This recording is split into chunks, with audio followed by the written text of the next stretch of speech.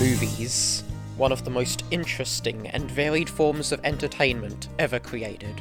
There have been films released that have gone on to become national treasures and important pieces of human history. Human history bottled into feature-length time capsules for future generations to look back and learn from. Films like Star Wars, Toy Story, Spirited Away, and the Boss Baby 2 Family Business have come to be known as some of the greatest and most influential cinematic experiences of our time. Every decade there seems to be more and more of these mind-blowing masterpieces, each setting new precedents in the eyes of filmmakers around the globe. I say this because on the fated date of February 11th, 2021, the sequel to one of my favourite movies was properly announced. A movie that I believed would join the ranks of the greatest films of all time. One that would change the course of cinema forever. That movie being Sonic the Hedgehog 2. The teaser had everything that would make a die-hard Sonic fan such as myself lose consciousness and excitement. A new rendition of Emerald Hill, the confirmation of Tails being a new key cast member, and a release date of April 8th, 2022. Or March 31st for me. And with that, the wait for the theatrical release began. 421-ish days of patiently waiting to see a blue hedgehog converse with James Marsden on the big screen. Even as the wait grew smaller, the hype grew larger. Each new announcement leading up fueling the hype train that was my Sonic-obsessed head. Skipping forward a wee bit, by the time Sonic 2 was in theaters, it didn't feel real. Overwhelmingly positive reviews from fans appeared all over social media. Sonic the Hedgehog 3 and a spin-off had already been announced, and I won a Knuckles plush from a claw machine on my first try in the mere minutes before walking into that theater. I've never won anything from a claw machine in my life. It felt like the stars in the sky had aligned, for this was going to be the game-changing film I knew it would be. So I walked into the theater, sat in my chair, turned my phone on silent, prayed to the Babylonian gods that the crying baby a few rows in front of me would shut the heck up, and immersed myself in the cinematic experience that was Sonic the Hedgehog 2. 2 hours later. The film ended. I had 1,000 thoughts running a million miles an hour through my brain, but the one thing I knew for certain was that, to my surprise, I didn't like it. After all this time, I wasn't satisfied. I simply couldn't ignore the never-ending Olive Garden pasta bowl of problems this travesty held. The worst part? My emotions weren't full of anger, but merely disappointment. No, he lied. Oh yeah! He's so pleased that he's begun shamelessly shadowboxing in the privacy of the bathroom. Because of how amazing this movie truly was. I had high expectations for the sequel, and boy did it deliver. To think, the Sonic the Hedgehog movie started with this. And now we live in a world where its sequel is largely considered one of the best video game movies of all time. And I have to strongly agree. So I want to take a deep dive into what makes Sonic the Hedgehog 2 just so amazing. Sorry if some of this video comes across as a bunch of random thoughts strung together. That's because it is. I love this movie, and I have a lot to say about it. Probably too much to say about it. But I don't care. I'm gonna go over every single thing I want to say about why I love this movie. So let me explain to you why Sonic the Hedgehog 2, the movie, is everything I've ever wanted.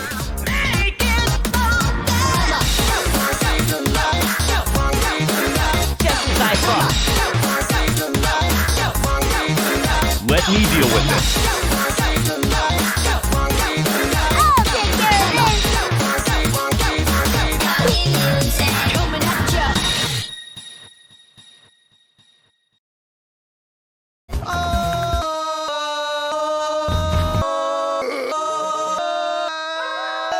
Shut up! Before I get fully into the review, can I just talk about the build-up towards this movie's release? Just the journey of waiting for it to come out was an experience in of itself, partially thanks to how good the marketing was, especially for any die-hard Sonic fans.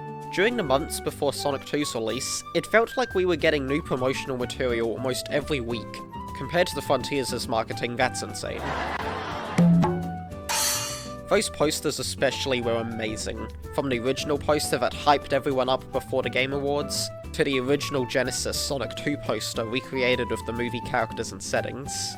And even when they released the Marvel Floating Head poster without crediting Colleen O'Shaughnessy and Tika Sumpter, they actually listened to the fan backlash and added them onto the UK version later. None of these posters looked even remotely bad. It's especially impressive when you compare them to the Spider-Man No Way Home ones.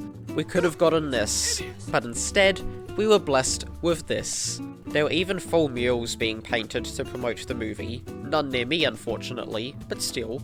Along with all that, the trailers made the movie look to be even bigger than the first in practically every way. More stakes, more characters, more action, more everything. But one of the biggest new additions the sequel looked like it was adding was lore.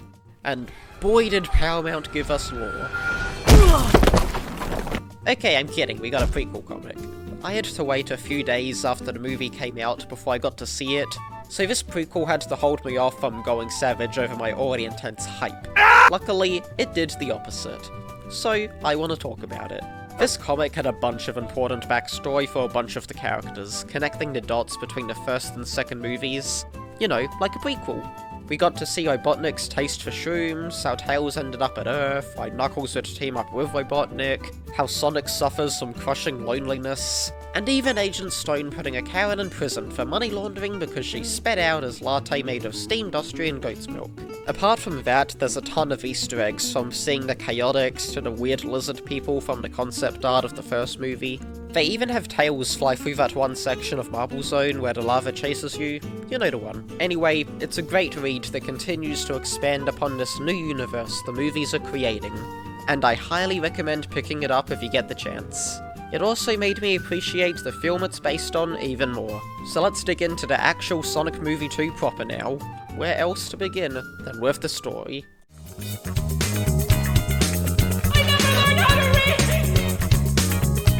I have a lot to say about this movie's story, so I think I'm gonna mostly talk about the movie as a whole product, and less so going through the movie from start to finish, covering each individual plot beat. Just looking at individual scenes where I see it necessary. Also, I'm assuming you've already seen the movie for this video, just so I don't have to explain everything that happens and I can focus on my actual thoughts on the movie. I just don't have time to look at every little thing. Have you seen how long this video is? Now that that's out of the way, what did I think of the story? Well, I've made a dramatic reenactment to show the various emotions I conveyed over the course of the film. Time to scream. What the f***? Yeah, I liked it. So let's go through it then, shall we? Oh yeah, spoilers of course for the whole movie. No stone left unturned. Sonic the Hedgehog 2 is directed by Jeff Fowler and written by Josh Miller, Patrick Casey, and John Whittingham. The movie picks up right where its predecessor left off, with Robotnik stuck on the Mushroom Planet looking for a way home, and now full of the need to enact revenge on Sonic the Hedgehog for putting him there in the first place. Luckily for him, he finds exactly what he needs. Or should I say, someone finds him. That being the Echidna warrior Knuckles. After realizing they're both trying to track down Sonic, they team up, and thus sets off the events of the movie, as well as a title card. Meanwhile, Sonic's traumatizing criminals in a pretty fun police chase, attempting to learn life lessons while fishing and having a dance party while his adopted parents go to their sister-in-law's wedding in Hawaii. Also, Tails is here. This is overall a fun setup for what's to come, letting the audience know that although this is going to be a big fun action movie, at its core it's going to be about Sonic learning what it truly means to become a hero, and the responsibility that comes with it, while also using his knowledge he gained at the end of the first film to maybe help out some others too with the power of friendship and family. These core themes aren't exactly the most original to have for your fun family movie, but the way they are used within Sonic 2's story makes them work. Instead of them always being up front in your face for the whole runtime, with Sonic needing to point out how sad and lonely Robotnik is in contrast to him, they actually make an effort to keep it a little more subtle. Sonic's line to Knuckles when he tells him that you don't need to be alone anymore packs so much more punch into conveying what this movie's all about. This quality of storytelling is all throughout Sonic 2, and that greatly contributes to why this story is so good. Now, great themes and messages are awesome and all, but I'm a Sonic fan, and this is a Sonic movie. So how does the story fare as a Sonic the Hedgehog movie? Amazingly, this above all is what most Sonic fans seeing this movie are gonna appreciate, because the actual plot of the movie is just Sonic 3 and Knuckles when you get down to it. Knuckles teaming up with Eggman, Sonic and Tails travelling around the world to save the Master Emerald. It's all there, and the way it's handled in the context of the movie gives these old story beats new life and lets them feel original again.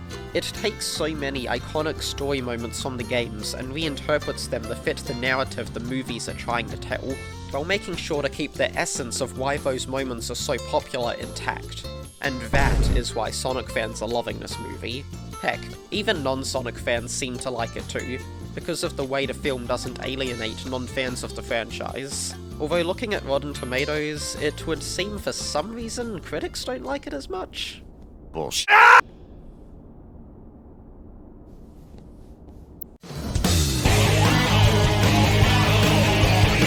I've always believed that the reason the story in Sonic 1 and 2 worked wasn't because they necessarily were trying to be like the games they're based on, but because they were being their own thing.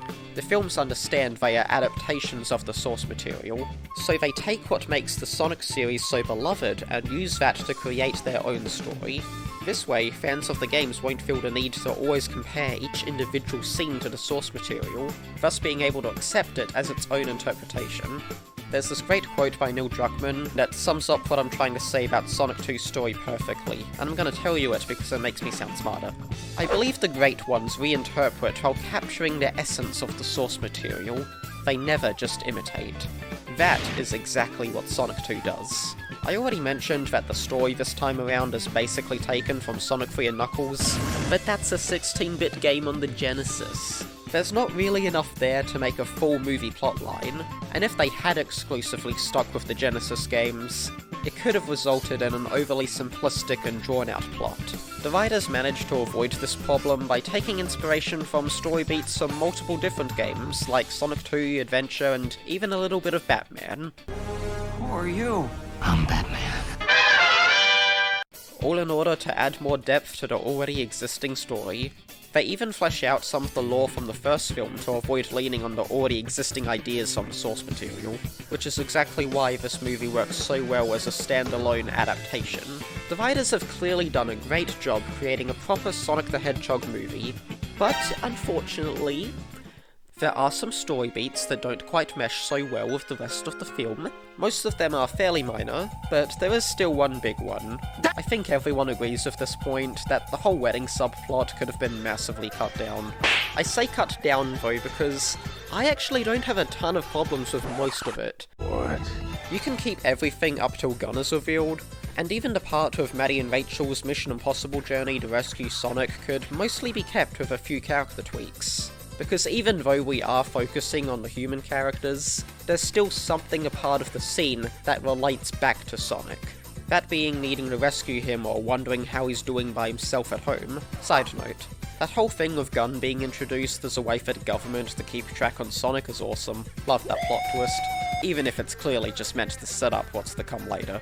Anyway, it's the large portion of the movie with Rachel and Randall eventually learning to love again that could be cut entirely, because it has nothing to do with Sonic. It feels like it came from a completely different movie, and definitely puts a huge speed bump on the film's pacing. It's also more cliched than me making jokes to do with Plankton getting stepped on.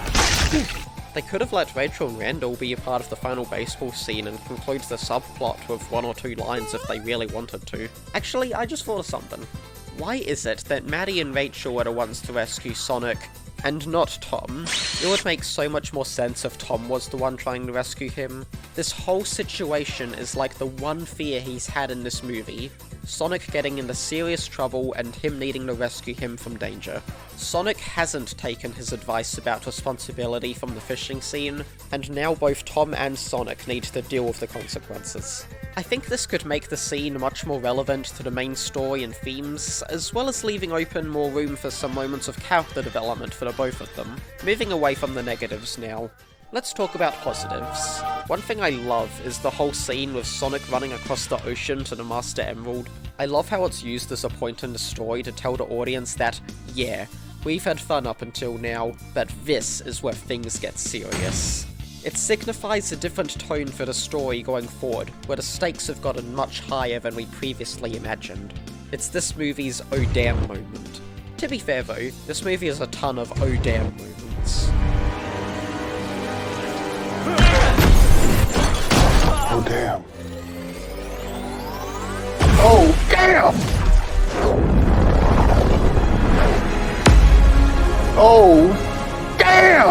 that is 3-0. Damn. It also helps the story as a whole feel less predictable and formulaic. The whole scene would have been perfect if there were more consequences for him technically failing to cross the ocean.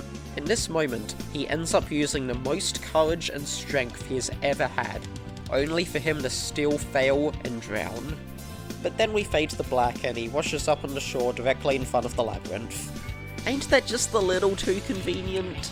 If there were more consequences to him failing here, I think they could have made this scene and his whole character arc about his fear of water, I might add, so much more impactful. Even with that minor gripe though, this is still probably one of my favourite scenes in the whole movie. Almost everything in the story has been exceptional, but for me at least, one of the biggest highlights is that ending scene. Even after the final battle, I thought to myself, surely this can't get any better. And somehow it did. Because ever since the first film released, I always wished that the sequel would give us a scene of Sonic playing baseball with everyone. It would be the perfect way to show his growth over the course of these movies. So when I noticed that earlier in one of Sonic's desk drawers, he drew a cute drawing of him and Tom playing baseball together, I knew that we would be getting that scene this time around. This meant that when I saw Knuckles with that baseball bat, I was so happy. In the first film, the baseball scene's purpose was to highlight how lonely Sonic truly was, and how he's been trying to cope with it. But now in the sequel, he finally has that family he wanted all this time, fulfilling the roles of the friends he wished he had back then. The baseball field used to highlight his loneliness, but now it represents just how far he's come in becoming a part of a real family. I just love it.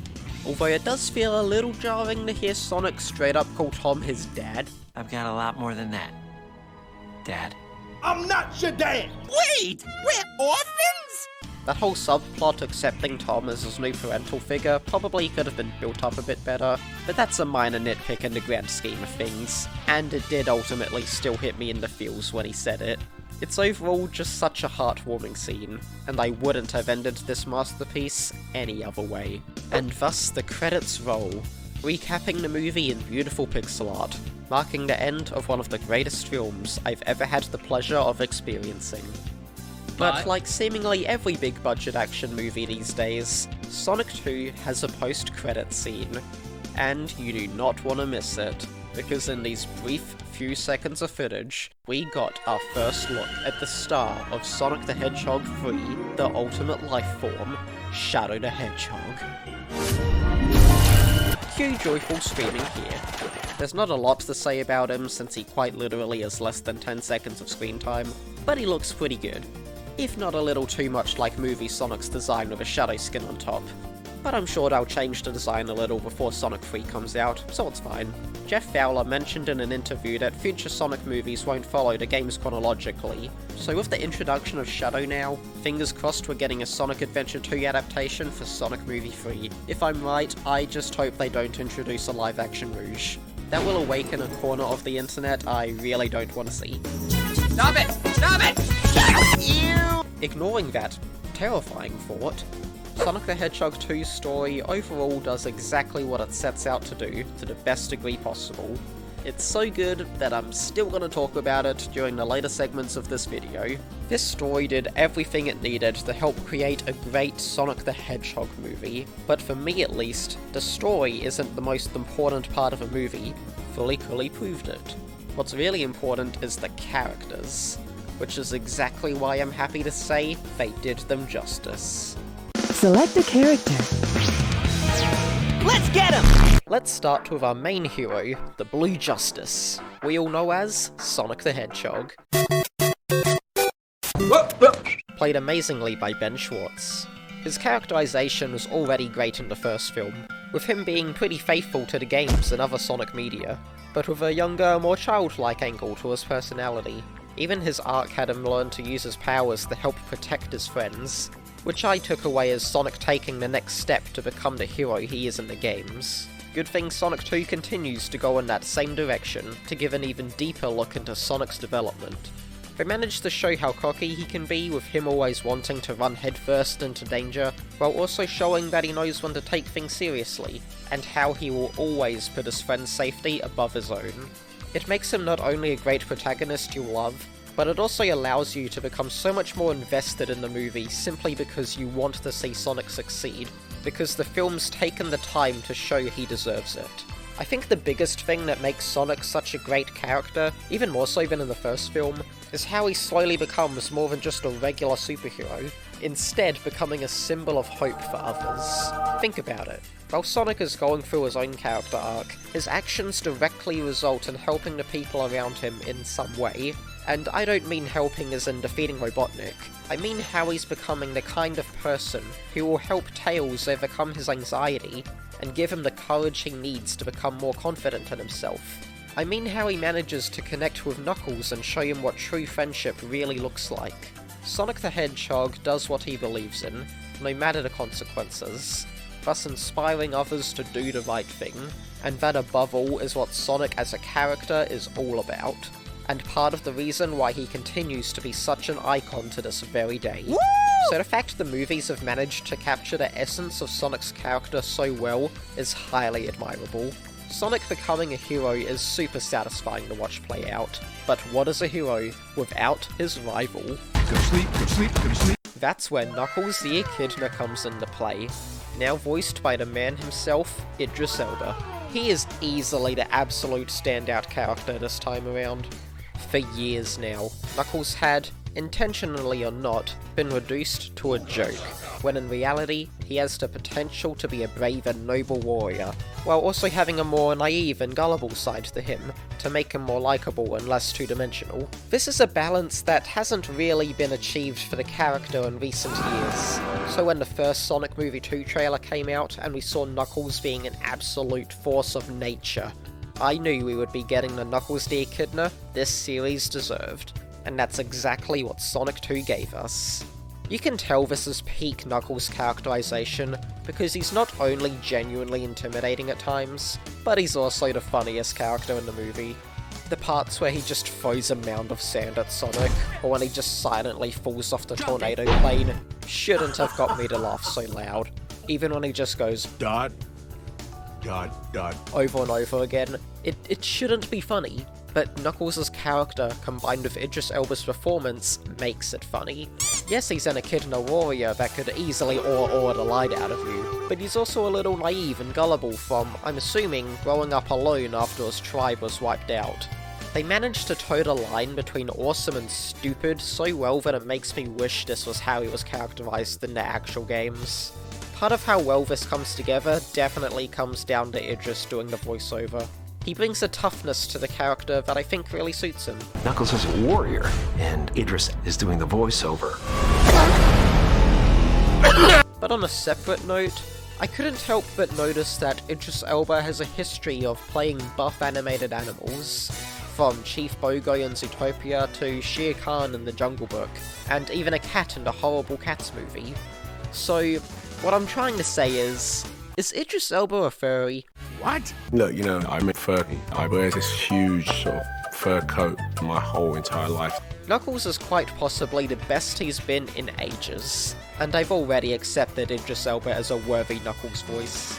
Makes me a lot more hyped for that Knuckles series they're apparently getting. Sonic and Knuckles work so well off each other, but they only form 2/3 of Team Sonic. So, let's talk about Tails. Just like me, for real? Much like Knuckles in this movie, he's also great. This just straight up is Tails, made especially clear thanks to Colleen O'Shaughnessy reprising her role from the games. She's been voicing Tails since Sonic Boom in 2014, and that show was already peak characterization for not just Tails but the whole cast. So she knows how these characters act, and it shows. It also explains why Tails is probably the most similar to how he is in the games. He feels like a bit of a mix between his personalities from Boom and the main series, with a bit of his arc of becoming more confident from Adventure sprinkled in there too, to make him feel more fleshed out as a character compared to the games. He's also extremely adorable, and I desperately want a movie Tails plushie immediately. I'd love to talk more about why I love Tails so much in this movie, but because he feels so identical to how he is in the games and Boom, there's not a lot to say about movie Tails specifically. If you like Tails already, then you know what to expect here. I guess that goes to show how well he's written, doesn't it? That being said, I think him being so similar to the source material also means he makes less of an impact on the film as a whole, especially when compared to the other characters who managed to stand out so much. Sure, Tails has that great scene of Sonic after the dance battle, along with some nice personal character development throughout the film, and him crashing into Knuckles' Joker style to save Sonic is still pretty memorable. But apart from that, most of his contributions to the plot never really feel as major as anything they give to Sonic or Knuckles. Actually, I kinda wanna see what that Joker scene would look like now. Hope nothing bad ever happens to me. Yeah, I don't know, I think it just comes down to him feeling underutilized. But like I said previously, what we do get of Tails in this movie is great. And I wouldn't have wrote him any other way. I just hope our favourite Yellow Fox gets more moments to shine in Sonic Movie 3. That's Team Sonic covered, meaning it's villain time. For that, we have Jim Carrey returning as Dr. Robotnik. Where in the first film he was already a really fun villain, this time around he has almost fully embraced the chaos, sometimes literally, of the Eggman we know from the games, for better or worse. Mostly better. Similar to Knuckles, he manages to strike a good balance between threatening and hilarious, although Robotnik does tend to lean a lot more into the hilarious angle. Jim Carrey just has this screen presence that can make almost any scene funny simply by being in the room, but that's contrasted greatly when you remember that he is still an evil genius, and the movie will remind you of that. It gives him an almost unhinged feeling where you never really know if he might just snap in frustration. Like I said, it strikes a great balance which makes him such an entertaining villain to watch go against our heroes. Although, as much as I love how over-the-top Jim Carrey's performance and personality is, it can at times feel like he's going a bit overboard with the whole insanity angle they give him, and some of his lines converge into the kinda cringy territory for me. That being said, I will be quoting, "This is my turf, G. If you don't know how to floss, you'll be lost without me," ironically to my friends for a while. Like in the games, Eggman's a madman for sure. His biggest goal is to build an evil theme park for crying out loud. But I wouldn't go as far as to say he is completely insane. He's smart. He relies on his machines because he knows he can't take down Sonic without them. So when I see Robotnik jump onto the hood of a moving car, while barking and looking at it like a dog, and also when his final words before his grand defeat are, that's when I begin to draw the line. That's when Jim Carrey's interpretation of Robotnik goes too far into dumb territory for me, to the point where it feels weirder than, I don't know, Kirby in a police chase.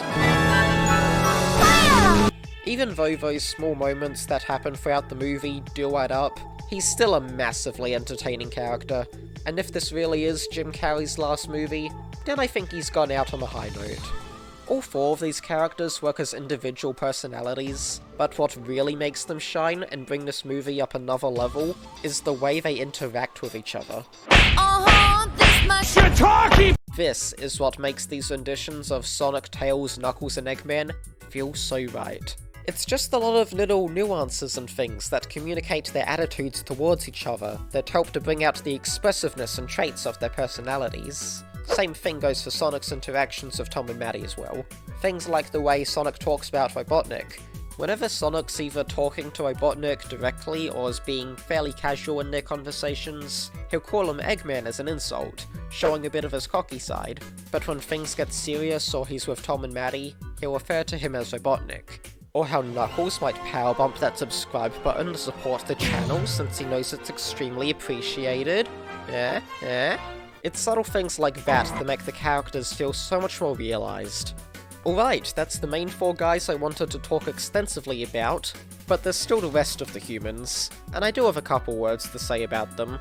Let's start with easily the best human, like, in general, not specifically this movie. Lee Majube as Agent Stone. I am so sorry if I butchered that name. The Fitness Gram Pacer test is a multi-stage aerobic capacity test that progressively gets more difficult as it continues.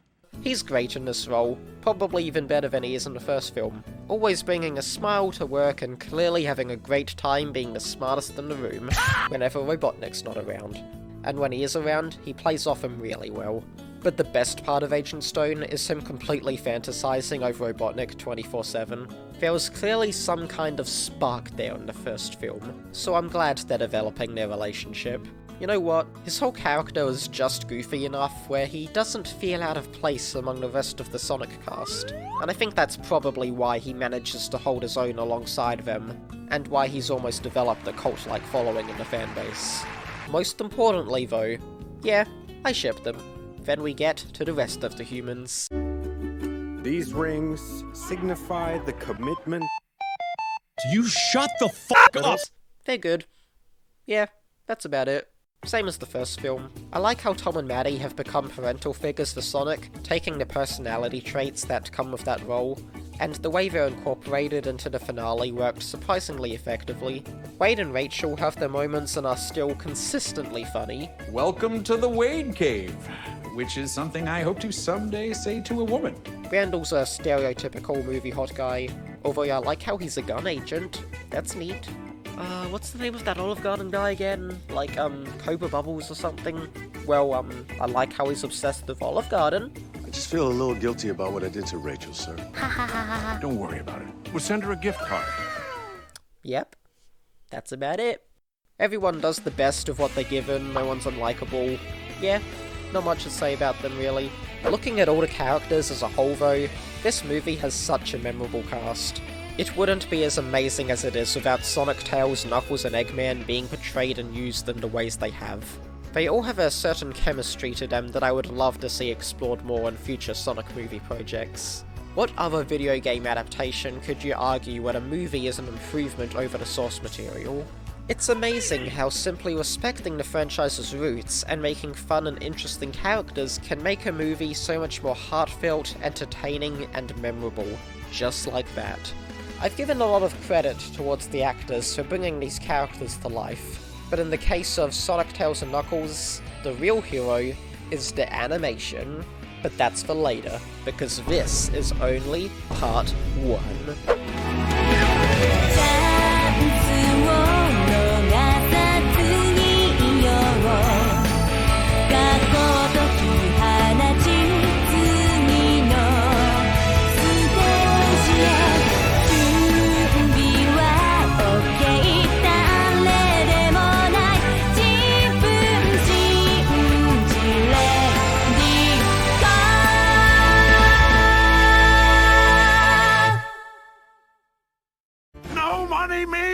No anime!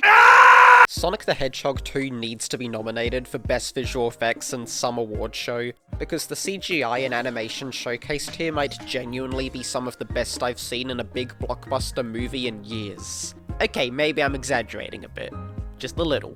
I thought the animation on Sonic in the first film was perfection, but they somehow managed to improve upon perfection so much that it makes its predecessor seem weaker by comparison. Just ignore that one Jim Carrey green screen shot. You can really see the improvements just by comparing the character models. A lot of it's subtle, but you can tell it's an improvement. Maybe it's cause as a Sonic fan I'm not used to expressive animation, but the way the characters are animated here is just so perfect. They managed to strike a great balance between trying to stay realistic in their movements, but also cartoony enough to maintain the essence and appeal of actual animated characters. I could see an animated character from another movie existing in this world, and it probably wouldn't look super out of place. That house took me 5 years to build! This is likely because some of the VFX teams that worked on this film, being Marza Animation and Blur Studios, have already had tons of experience with full animated films and even animating Sonic himself. Marza having worked on Unleashed and that great Lupin III the First movie, and Blur having worked on Shadow in 06. I should probably mention that I'm a massive animation nerd, so I love seeing all these little advancements and techniques the visual effects teams use. And I watch Corridor Crew. I know what I'm talking about, I think. I need to keep making a big deal about the animation being so good, because at no point during the film did my brain ever consider that these animated characters were never actually there. All you have to do is compare this to what Disney and Marvel are releasing, and you can see how much more time and care has been put into this film's VFX in comparison. It makes the fact that this is almost never an issue in Sonic 2 seem so amazing to me. Like, I can only imagine how difficult it must be as an animator to balance realistic and exaggerated facial expressions in animation, particularly with these characters. A great example of the more subtle touches showcasing this is the whole scene with Tails looking back and forth between his adopted family. He seems so adorable, and yet so natural at the same time.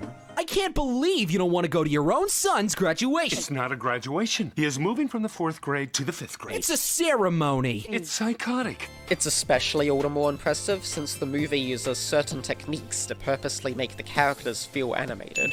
I love how when Knuckles is punching, they sometimes won't use regular motion blur, but instead have almost proper smear frames or multiples to convey how powerful and fast his fists are moving. Kinda like in Sonic X.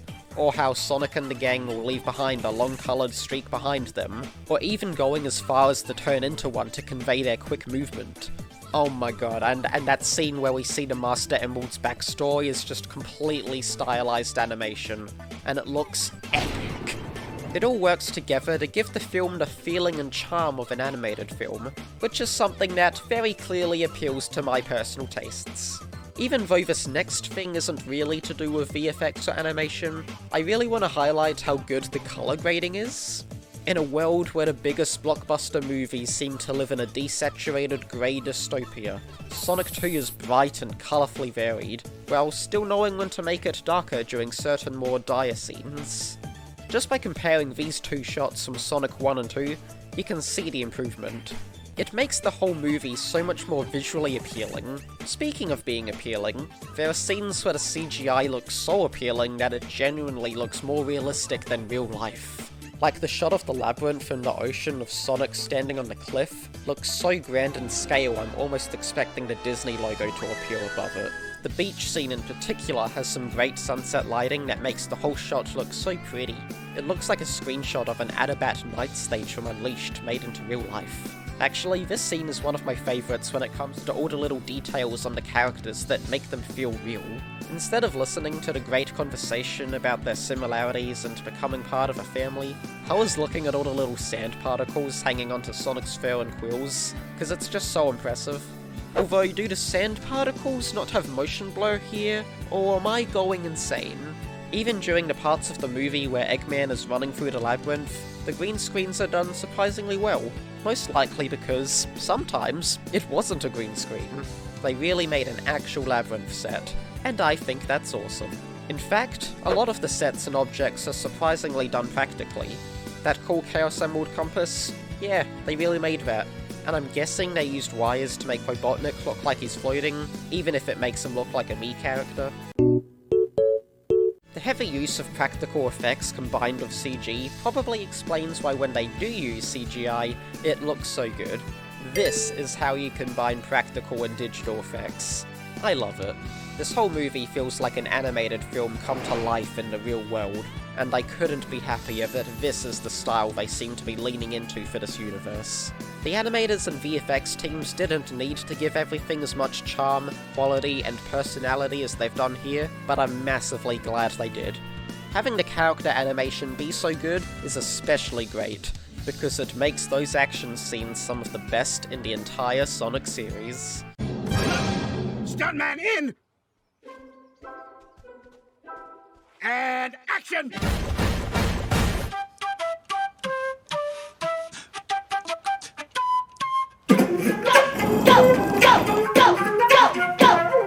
The action in this movie is so good. So good, it deserves its own segment. When I first finished watching Sonic the Hedgehog 2, one of my first thoughts was that the individual clips of these scenes were definitely gonna get millions of views on YouTube.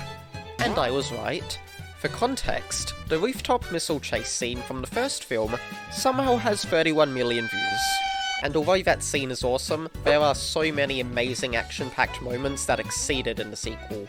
Where the first film had its variety of fun moments like the car chase and Sonic running around the world, The sequel has Sonic and Knuckles being cool, wild and groovy, snowboarding away from an avalanche, Knuckles obliterating Sonic in his own home, Sonic running across the ocean to reach the Master Emerald in an intense test of courage and skill, an epic one-on-one showdown of unstoppable forces, and even one last fight against the Death Egg robot, finishing with the ultimate crescendo of a power move with Super Sonic just demolishing Eggman. Just from those quick descriptions, you can tell how much bigger in scope Sonic 2 was able to go for its action. I think the creators knew this too, with Sonic pretending to be Batman fighting crime and all, although, if you ask me, Sonic in this movie is probably a lot more like Spider-Man than Batman. Hey! You're that guy on YouTube, right? Don't flip! Yeah! Sonic as a franchise has always had its epic moments, whether that be story or gameplay-wise. We've had a giant chaos creature flood a city, a million-year-old Gaia monster emerging from the Earth's core, a madman blowing up the moon, with anything but urination, and the list goes on. And it's great that this movie seems to be leaning into the grand scale of the game's best action moments to really create that unique tone the Sonic series has, allowing the action in Sonic 2 to be super fun in its own way. I think part of what makes the action so thrilling and unique is all the different set pieces they use throughout the film. They're always moving to different locations that provide alternate terrains, giving each character their own strengths and weaknesses depending on the current situation. It's almost like the actual games themselves, or even Yu-Gi-Oh!, or a Tom Scott video. I'm in Hull. I am in Morocco. I am at Disney World. Each action set piece is also expertly woven into the story. Each set piece could have been great on their own, but without a proper story explanation to back them up, we as an audience might not have cared about them. But Sonic 2 knows not to do that. Any piece of action always serves to progress the plot. It makes each fight all the more interesting to watch, and helps to keep you invested in the outcome of these fights over the course of the runtime. For example, Sonic needing to run across the ocean isn't a simple get from point A to point B mission. He needs to conquer his fear of water, while also struggling to overcome the large waves blocking his path. Even the Knuckles invading Sonic's home scene has the Blue Devil in a state where he's off guard and more vulnerable, meaning that when Knuckles sucker punches the Blue Boy, stops his spin dash with one hand, and recreates the Sasuke choke meme, What the? You're gonna crack! he manages to come across as so badass. It manages to establish Knuckles as a real threat, something that stays relevant for the whole runtime, making the outcome of each fight more unpredictable. Oh my god, how have I not talked about the final battle yet? What an amazing way to end the movie, with amazing stunt choreography for all of Sonic, Tails and Knuckles' attacks against the Badniks, pretty much everything with the gang on the tornado flying around Eggman's robot, the impressive cinematography, especially with the Avengers camera spin movement, pure serotonin right there, and the robot appearing right behind Sonic next to the bridge that he destroys is such a cool shot. I actually really like that quick moment. It's honestly a pretty cool set piece on its own. The bridge is even established at the beginning of the movie during the Good Morning Green Hills scene, and I always love seeing Sonic just mess around with Robotnik, running up trees in the middle of the battle just to taunt him. On top of that, I don't think I need to explain that Super Sonic is indeed the coolest thing I've seen in my life. The amount of pure joy I got from seeing Sonic annihilate Robotnik as Super Sonic is indescribable. The entire last 20 minutes of this movie was just me internally screaming, yeah! So it goes without saying that, yeah, it's an amazing final battle. The only way I could think to bring the action from a 10 to an 11 is maybe acknowledging how Robotnik is destroying Green Hills during the final battle, just to make the fight feel even more personal to Sonic, and even Tom and Maddie actually. Oh, wait, I lied. I have one critique. I think Sonic's fear of water could have played a larger role. Something to make him facing his fears when he decides to run across the ocean feel more like a strong emotional payoff that had been foreshadowed beforehand. Because, as it is now, his fear is only set up in that one short moment at the beginning of the movie, and is never really relevant again until this moment. But that's more of a nitpick I have with the story, and not so much the action itself. Because, like I've been saying, I love the action in this movie. It's an absolute highlight. And I just know I'm gonna be rewatching them over and over and over and over and over and over again. Gee, it's swell to finally meet her other friends. Okay. Sonic the Hedgehog 2 has a fun story, well-written characters, impressive animation, and glorious action. All things that would make a great Sonic movie by themselves. But of course, Sonic 2 goes that extra step above and beyond, and injects itself with the one thing that I think makes this movie truly special. We have everything we need to win right here. Heart. Yes. This is the reason why the Sonic movies have succeeded where other video game movies have failed. You can argue about how much you like the characters or the plot of this movie, but the one thing you can't deny is that it has a ton of heart. Jeff Fowler understands that the key to making a great movie almost always comes down to having memorable characters. Specifically the relationships, interactions, and arcs they build and go through with each other throughout the film. Everything that forms the heart of a movie. Heart isn't something you can simply just write into a movie like a typical 3-act structure. You need to earn it, which is why Sonic 2 does everything in its speedy blue power to do just that. And I love it. Some of my favourite movies and franchises have a ton of heart. Lilo and Stitch immediately comes to mind, probably because I watched it recently. Instead of being a movie focused on the little blue alien escaping the evil government, it's about two sisters learning to reconnect with each other, while one of them attempts to overcome her anger issues. You're crazy.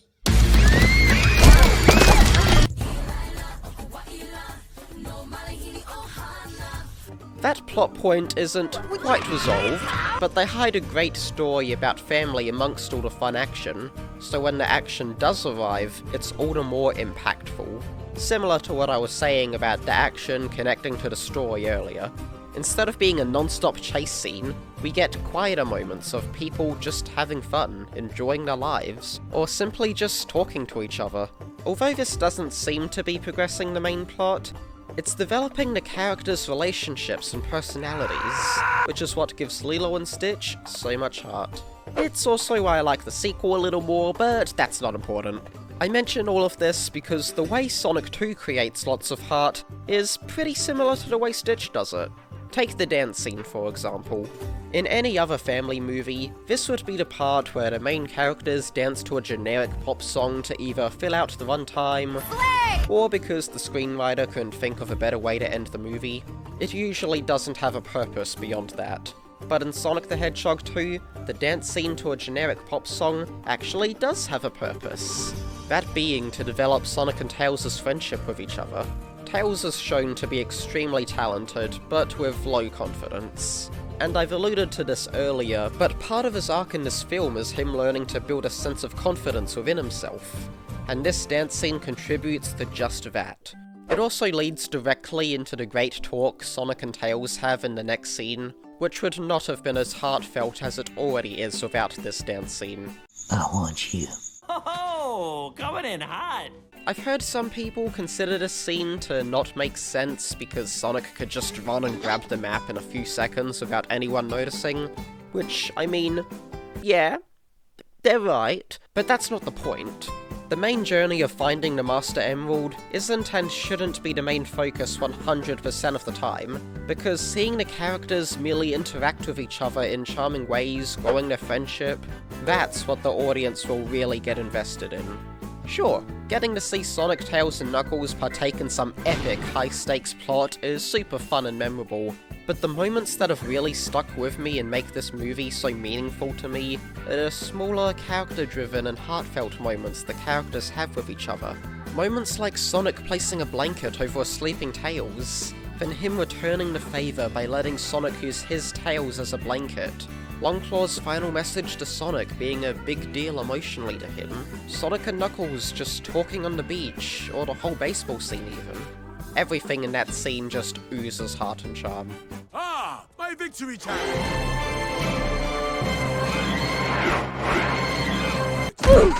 All these small moments allow you to become so much more emotionally connected to these characters, thus making the journey they go on throughout the movie so much easier to get invested in, while simultaneously making Sonic 2 so much more than just a regular forgettable action movie.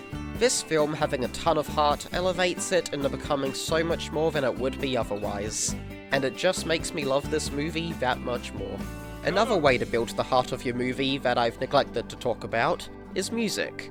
And boy does Sonic the Hedgehog 2 have music.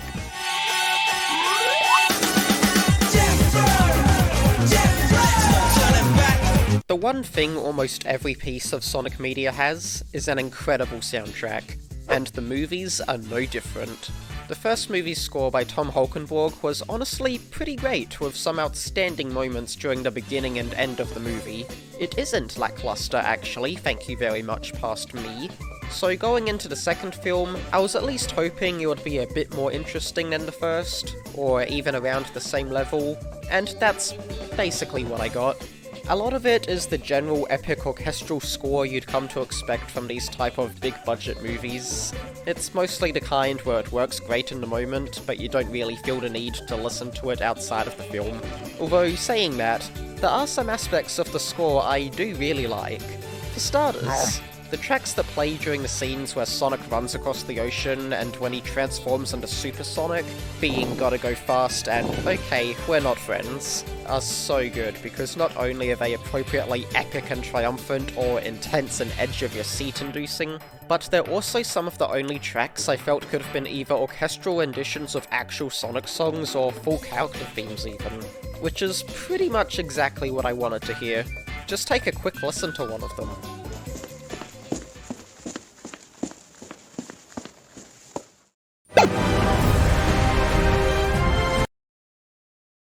Oh no! Saying that, I think if they wanted to make the score even more memorable, they could have used some more Sonic-y instruments like an electric guitar during the more action-heavy moments.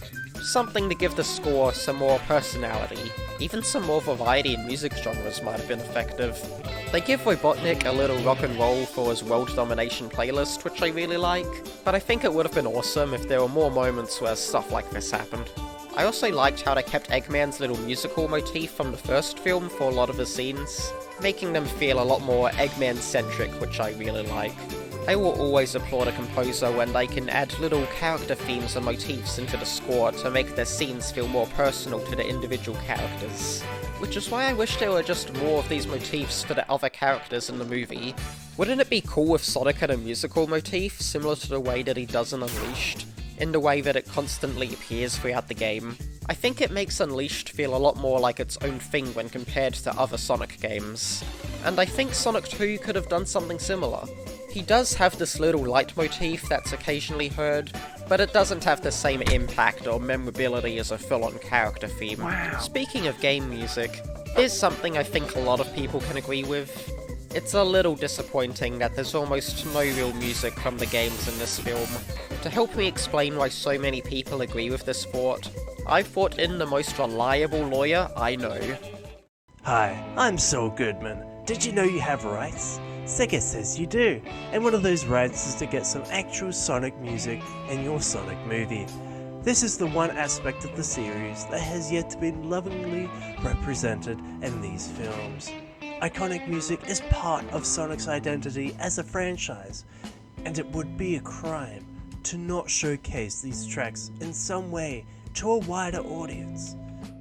Thank you, Mr. Goodman. Saul Goodman. The most we really get of any game music is a few seconds of the Drowning theme, and even then I didn't notice it until I sat down and listened to the score outside of the movie itself for this review. The way I see it, it's just a missed opportunity. A fully orchestral rendition of the Drowning theme could have been awesome. It could have been the most nerve-wracking scene in all of Sonic, allowing the audience to truly feel the weight of drowning in a way we haven't in the games, or in Kingdom Hearts' opening cutscene. But like I said, it's more of a missed opportunity than a full-on issue of the movie itself. Okay, now that I've talked about the actual score of the movie, I need to talk about the soundtrack.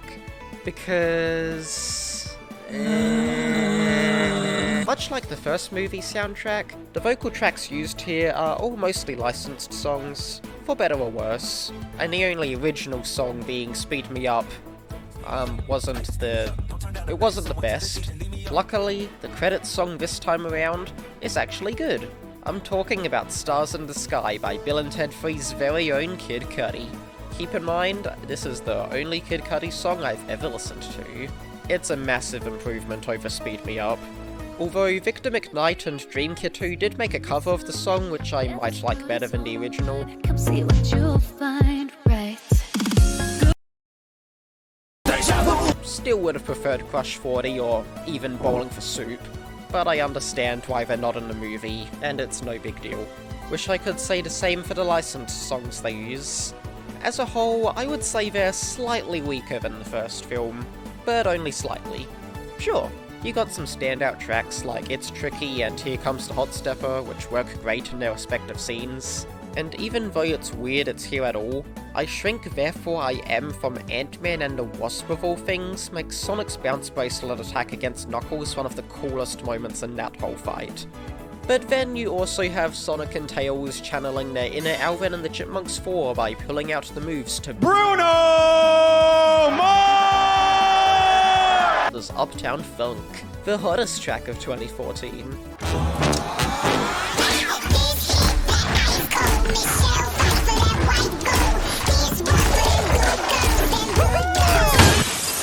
And Tom's Phone plays the original Genesis Green Hill theme, because that's the only Sonic song a casual audience might recognize, I guess.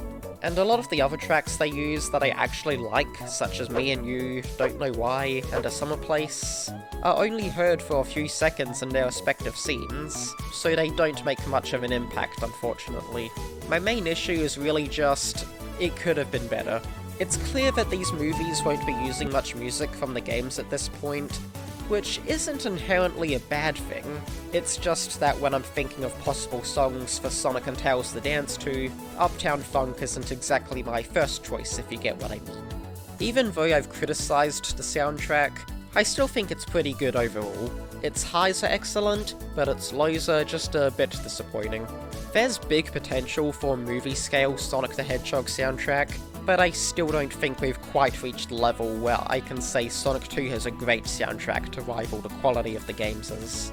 Judging by everything I've mentioned thus far, you can tell that the team of people who worked on this movie tried to insert as much effort as possible to make it the best it could possibly be. Not just for a general audience, but for Sonic fans too. And no better does this come across than with the incredible amount of references and Easter eggs. Can I offer you a nice egg in this trying time? Yeah, he's got an egg! One aspect that makes Sonic 2 feel like a real Sonic movie is the inclusion of all the different Easter eggs referencing things from the franchise. Sure, the first movie had its fair share of cool Easter eggs too, but the majority of them were fairly surface level. Things like specific names on signs, a couple character poses, things like that. But Sonic the Hedgehog 2 goes further than that, with many of the references being direct recreations of iconic iconography from scenes in the games. There's still those surface level references sprinkled throughout the movie, like Agent Stone's Mean Bean Cafe and the Genesis Manual, the Splash Hill water truck, and Sonic doing the adventure pose. But the visual references are what I think really help to give this movie the feeling of what Sonic the Hedgehog as a series is all about, much more than the first film. Just off the top of my head, there's of course Sonic standing on and jumping off the building, which is reminiscent of Sonic Adventure. There's the manhole covers exploding, also from Adventure. Sonic's skateboard has the same design from the Adventure artwork. The language written on the owl statue is actually the Babylonian language from Sonic Riders, since Tyson Hesse thought it would make sense because Longclaw and Jet the Hawk are both birds. That's genius. Tyson Hesse just continues to be a god among the Sonic community. Knuckles' whole backstory is very similar to the echidnas in Adventure. Lots of Adventure references I'm noticing. There's basically the entirety of any scene involving the Labyrinth Zone, from Sonic falling down the same water slides from Sonic 1, to Sonic breathing in the water bubble for air. The drowning music is of course heard for a bit like I mentioned earlier. A ton of the traps Robotnik and Knuckles run past are directly from the original game, like the wall spears and spikes. Knuckles attempting to connect a hit on Sonic looks very similar to the way that it does in that one episode of Sonic X. Okay, the only one Knuckles should be hitting on is Rouge. And even then, like, come on. If Paramount can get Zillow, let Sonic 3 be sponsored by Tinder. Sonic the Hedgehog, you're no match for me. Even Sonic standing on top of the tree in the final battle has the same energy as when he does it in that same episode.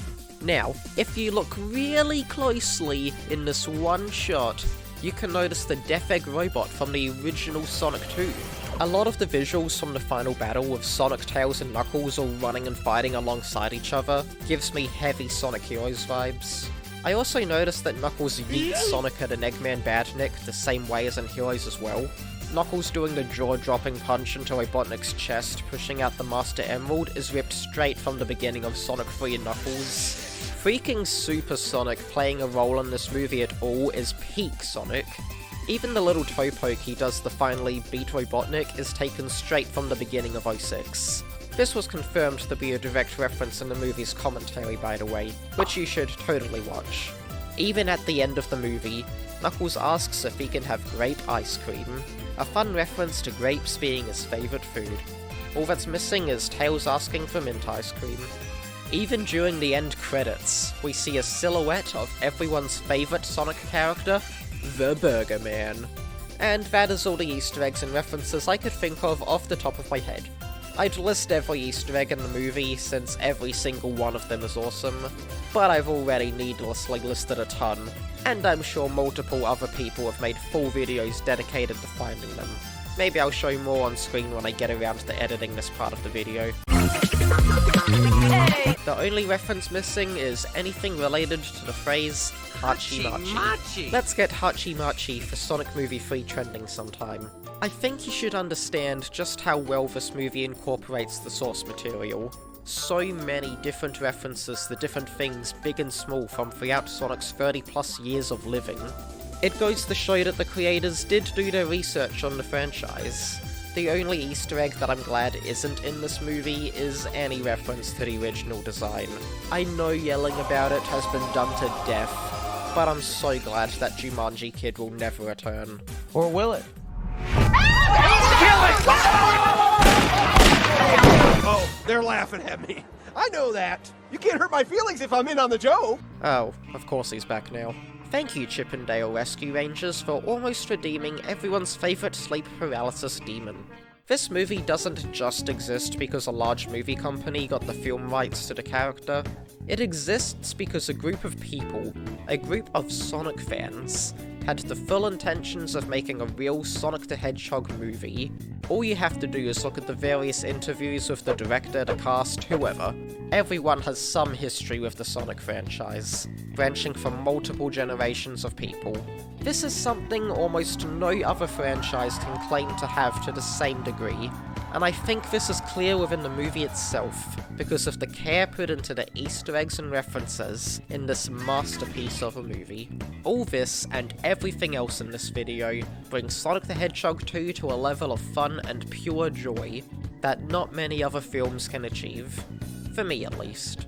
With that being said, and without a decent transition to warrant it, it's time for my favourite part of these videos. Well, not really, but I genuinely can't think of a good transition right now.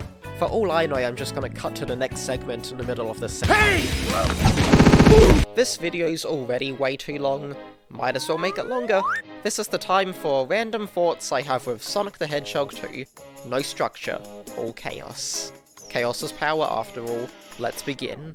I love how Robotnik gets a new green colour scheme when he gets the power of the Master Emerald. At first I was a bit hesitant about the major design change, but it actually works really well. Especially since it helps with differentiating the colour schemes between the four main characters. On the topic of the Master Emerald, us Sonic Adventure fans know the whole Chaos's power. Power is enriched by the heart. Quote to Carl says, right? If they managed to incorporate that full quote into the movie somehow, I think it might have been really cool. Robotnik already says the first part, so why not have someone say the rest? Maybe having Longclaw tell Sonic the quote during the Emerald exposition dump could have worked well. Since this movie's so bright and colourful, I think it would be cool to see it in 3D. Unlike most other movies, there's a lot of cool shots that I think would work really well with it. Buzz, what are you doing? I'm attempting to break through to the third dimension.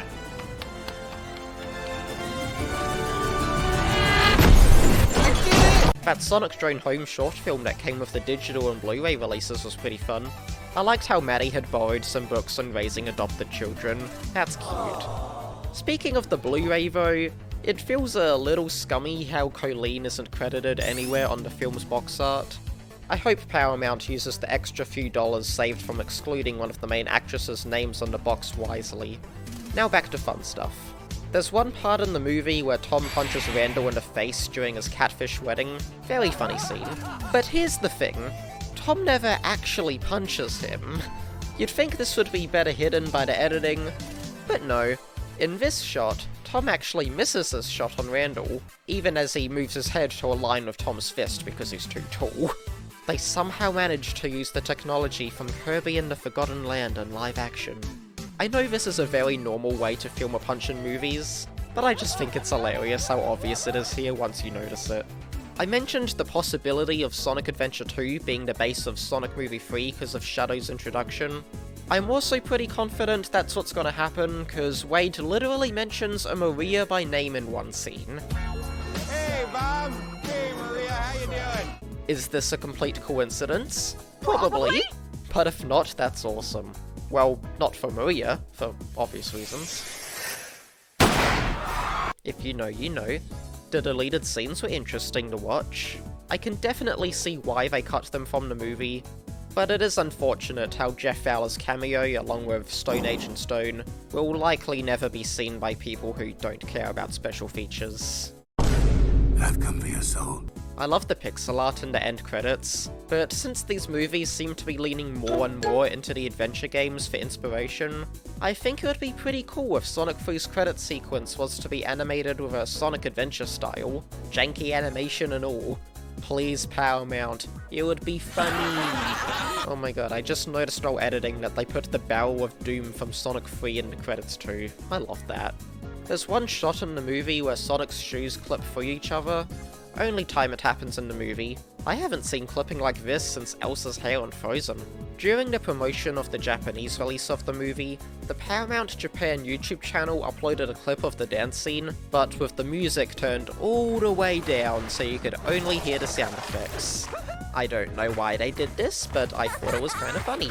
Guess they didn't want any Uptown Funk copyright claims from Bruno! I know it sounds far-fetched, but if you don't believe me, just watch. Oh yeah, and everything I've heard from the Japanese dub as a whole sounds great. Oh my god! And finally, if Robotnik isn't in Sonic 3 for whatever reason, don't explain his absence by saying he just disappeared or he died. Explain it by saying that Stone and Robotnik are on the honeymoon. Alright, I think I've said enough. This review has officially gone off the deep end, and I want to sleep. Time to end this stupidly long video on a movie I had way too much to say about. Come on, let's go home! To the planet as cool and blue as me! Wow. Turns out I had a lot more to say about this movie than I thought. And even then, I just know that after I rewatch this movie again, I'm gonna remember something I wanted to say but forgot to write into the script. Going into this video, I knew it was gonna be long, maybe around the length of my first review. What I didn't expect was this video to have a length rivaling the Evangelion elevator scene. Guess that goes to show you how much I loved this movie then, huh? I think Sonic the Hedgehog 2 somehow managed to not only improve dramatically upon its predecessor, but also managed to surprise everyone with just how amazing it truly ended up being. So amazing, it is now the highest grossing video game movie of all time in the US, and has even outsold the first film worldwide. Not to mention, it's the 4th highest grossing video game movie in the world. Does this mean the whole movie's a masterpiece with no flaws whatsoever? No, of course not. Yeah, it has a couple problems here and there, but when everything surrounding those problems is incredible, it kinda drowns those issues out. In reality, Jeff Fowler and his team on this movie managed to give us not only a great Sonic the Hedgehog story, but quite possibly the best interpretations of these characters we've seen in a while.